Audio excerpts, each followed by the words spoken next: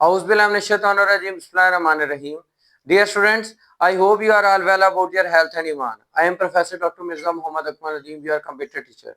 Dear students, Cyber Info Byte के platform से हम लोग सी प्रोग्रामिंग जो कि एक हाई लेवल प्रोग्रामिंग लैंग्वेज है उसको डिस्कस कर रहे हैं, जिसके अंदर हमने उसके बेसिक स्ट्रक्चर को, उसके एलिमेंट्स को और इसके अलावा उसके अंदर डिफरेंट जो बेसिक हमारे फंक्शन इस्तेमाल होते हैं उनको डिस्कस किया और उनको जो है वो कम्प्लीटली हमने प्रोग्रामिंग के थ्रू प्रूव किया।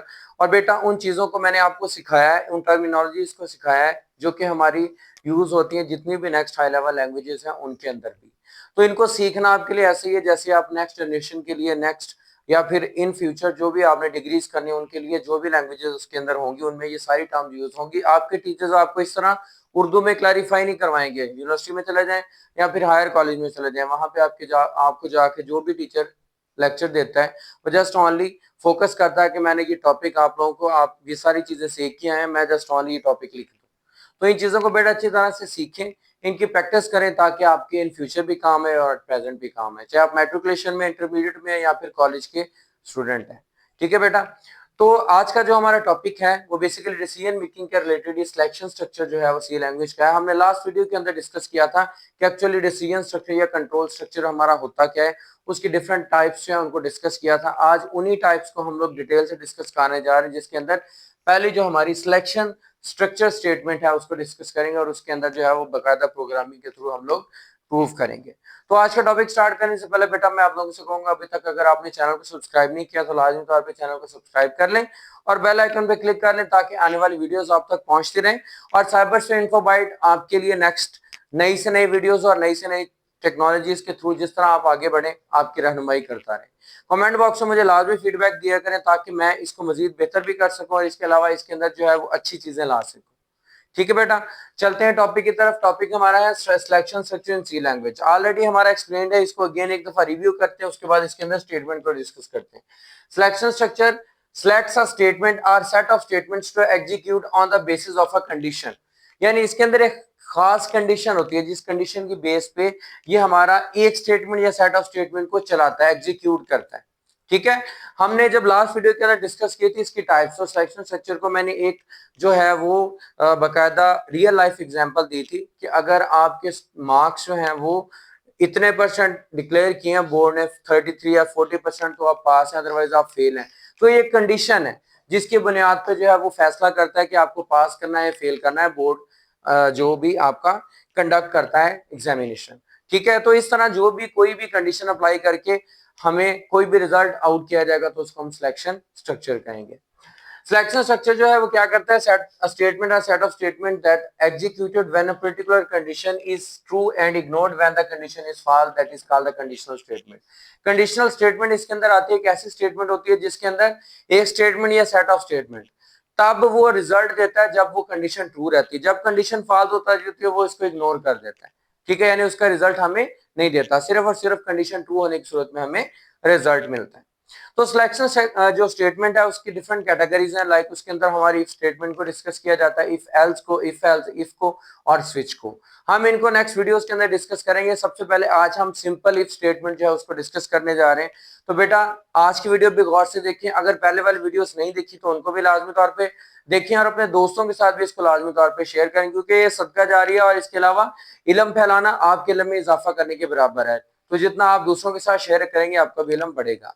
तो इफ स्टेटमेंट क्या है हमारे पास, इफ स्टेटमेंट बेसिकली हमारे पास है अगर, मतलब कि अगर ये कंडीशन ठीक है तो हमारा रिजल्ट आ जाए, वरना रिजल्ट इग्नोर हो जाता है। वही बात के सिलेक्शन में क्या होता है, ट्रू कंडीशन में रिजल्ट ट्रू होता है, अदरवाइज फॉल्स हो जाता है। इसमें बेटा हमारे पास जो if is a keyword in C language. If जो है ना बेसिकली हमारा सी वर्ड का की लैंग्वेज है, जिसका मतलब होता है अगर।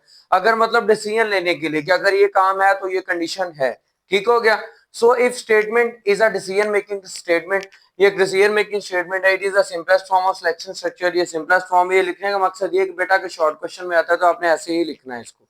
ठीक है, it is used to execute और स्किप अ स्टेटमेंट और set of statements by checking condition, के कंडीशन को चेक करने से जो है ये कंडीशन को ट्रू मतलब कि उसका रिजल्ट देते हैं, अदरवाइज वो इसको इग्नोर कर देता है यानी स्किप कर देता है।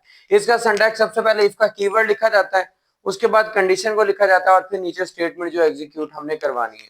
अगर इसके फ्लो चार्ट की हम लोग बात करें तो इसका फ्लो चार्ट हमारे पास है ये हमारे पास डिसीजन है जो हमने लेना है, ठीक है, यानी कंडीशन है। आपको पता है कि डिसीजन सैंपल होता है, डायमंड हमारा जो होता है। तो कंडीशन जो है वो अगर हमारी ट्रू होती है तो ट्रू होने की सूरत में क्या होता है, हमारी जो स्टेटमेंट होती है वो एग्जीक्यूट हो जाती है, ठीक हो गया। और अगर वो फॉल्स होती है तो हमारा प्रोग्राम एंड हो जाता है, कोई रिजल्ट नहीं आता। यानी सिर्फ और सिर्फ इसमें क्या होता है, सिंपल रिजल्ट तब आता है जब आपकी स्टेटमेंट ट्रू होती है, यानी कंडीशन ट्रू होती है, उस वक्त स्टेटमेंट एग्जीक्यूट करती है। अब हम एक प्रोग्राम जो है वो उसका करते हैं जिसके थ्रू हमें पता चलेगा कि ये कैसे जो है वो परफॉर्म करती है। हमारे पास एक प्रोग्राम है कि आपने क्या करना है, एक प्रोग्राम लिखना है जिसके अंदर मार्क्स वो डिस्प्ले करवाए बच्चे के, और इसके अलावा वो कांग्रेचुलेशन यू हैव पास्ड का मैसेज भी जो है वो स्क्रीन पे डिस्प्ले करवाए। उसके लिए हम लोग कंडीशनल स्टेटमेंट का इस्तेमाल करें, ठीक है। उसके लिए आपको पता है कि हम लोग प्रोग्राम लिखते हैं तो सबसे पहले हेडर सेक्शन लिखते हैं, वो हमारा जो है वो हैश इंक्लूड stdio.h और कोनियो इसके अंदर ऐड करते हैं,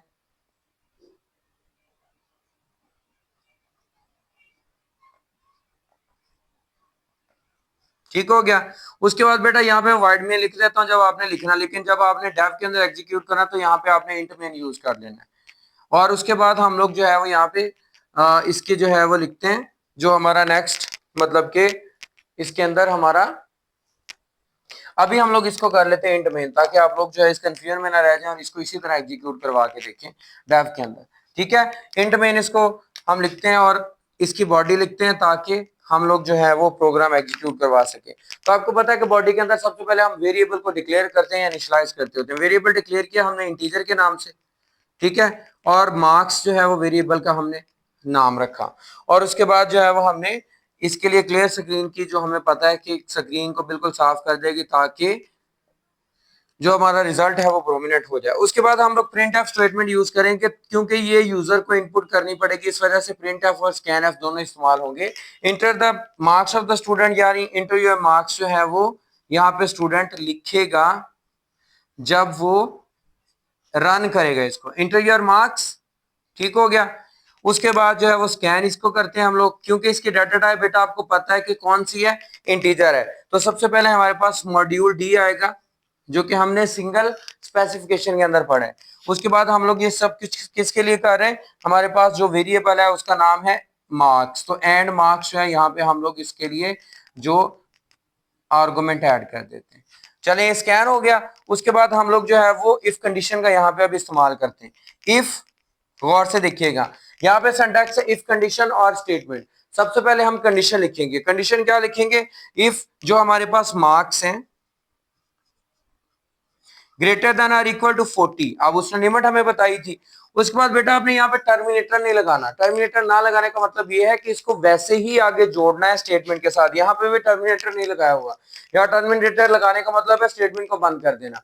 हम इसको नेक्स्ट स्टेटमेंट के साथ लिंक करवा रहे हैं, और उसके अंदर हम ये करते हैं कि प्रिंट क्या कर दे, अगर कंडीशन ट्रू हो तो वहां पे वो कह रहे हैं कांग्रेचुलेशंस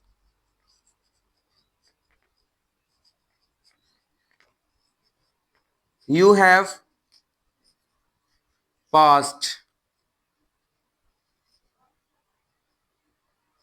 जी बेटा, ये हमने प्रिंट एफ स्टेटमेंट आगे मैंने टर्मिनेटर अब लगाया क्योंकि स्टेटमेंट ट्रू है। और उसके बाद हम लोग गेट फंक्शन यूज करते हैं एंड देन हम इसको बंद करते हैं, ठीक हो गया। अब बेटा क्या होगा, वो हमें स्क्रीन के ऊपर देगा इंटर योर मार्क्स, जो हमने प्रिंट एफ स्टेटमेंट के थ्रू जो है वो लिखा था। इंटर योर मार्क्स, हम लोग क्या करेंगे, मार्क्स खुद इंटर करेंगे। लाइक मैं यहाँ पे मार्क्स 60 इंटर करता हूँ। अब 60 40 से ज्यादा है, ठीक हो गया। तो क्या करेगा, यहाँ पे प्रिंट कर देगा कांग्रेचुलेशंस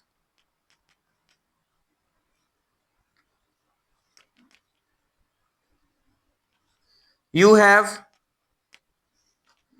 एक ही लाइन में लिखेगा वो पास्ट, ठीक है। अगर मेरे मार्क्स यहाँ पे होते 30 39 भी होते, क्योंकि 40 की लिमिट दी है हमने, तो यहाँ पे जो है वो क्या होता है, वहां पे रिजल्ट आ जाता है कि आपने जो है वो यहाँ पे रॉन्ग रिजल्ट पुट किया, मतलब कि वो उसका रिजल्ट हमें नहीं देगा। एक और छोटा सा प्रोग्राम करते हैं जिसके थ्रू हमें पता चल जाएगा कि इसकी मजीद आइडेंटिफिकेशन क्या है।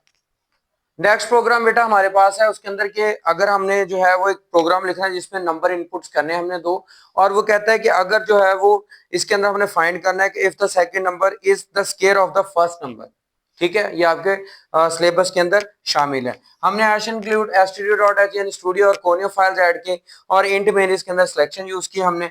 और अब जो हमारी मेन फंक्शन है, इंट के नाम से हम लोग ए और बी यानी इंटीजर डाटा टाइप ए और बी हमने 2 अपने पास वेरिएबल डिक्लेयर कर लिए, क्योंकि हमने 2 नंबर्स को डिक्लेयर आपस में जो है वो कंपेयर करना है। क्लियर स्क्रीन करते हैं। उसके बाद बेटा हम लोग जहां पे जो है वो प्रिंट ऑफ करेंगे, क्योंकि यूजर की तरफ से एंटर करवाना है, तो print of inter a number, यानी वो नंबर हमने इंटर करना है जिसका हमने कंपैरिजन करना है दूसरे नंबर को। ठीक हो गया। उसके बाद जो है इसको स्कैन भी करना पड़ेगा हमें, तो स्कैन एफ, उसके बाद हम लोग मॉड्यूल डी यानी कि हमारे पास फॉर्मेट स्पेसिफायर इसका है, और उसके बाद हम लोग यूज करेंगे, किसके लिए हम यूज कर रहे हैं, ए और बी के लिए, वो हमारा ए के लिए है। ठीक हो गया। उसके बाद हम लोग जो है वो अगेन प्रिंट एफ यूज करें, क्योंकि हमारे पास 2 नंबर्स हैं। Print F inter